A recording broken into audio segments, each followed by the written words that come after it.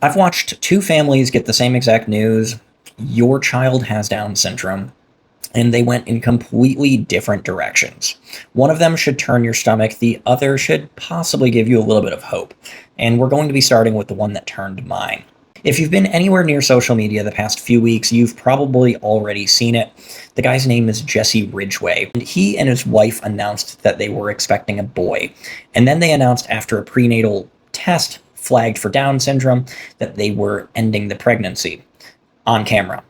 It lit the internet on fire, and that's generally the short version. The videos are out there if you want to find them. The part that actually matters is how he got there. Because a few months ago, this guy could not have been more excited. He filmed the announcement, and his words are, "I bought boy clothes, I was so sure," loudly, publicly, and on every platform he has. Then a test came back with a result that they didn't want. And almost night, "We're having a son" became, in his words, "Thankfully we had a choice."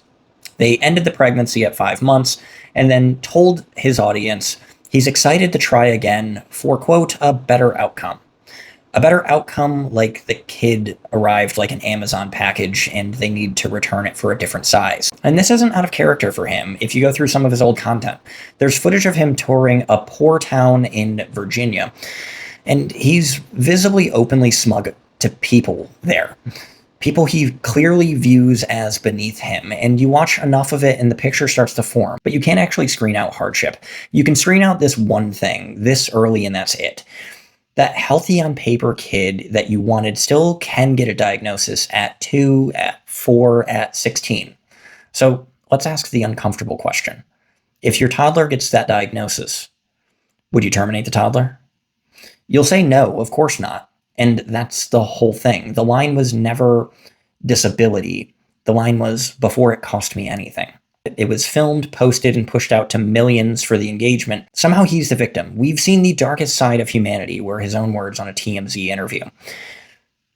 He says that about the people who objected. He turned the whole thing into content that was monetized and then turned that content into a grievance. He did it on camera, on purpose, for reach, so he doesn't get to lecture about the darkness of humanity. But with that, there is something I haven't talked about yet, and there's another family who got this exact news, same diagnosis, same hard road, and they did the complete opposite. What they built out of it might change how you see this whole thing, and that'll be in part 2.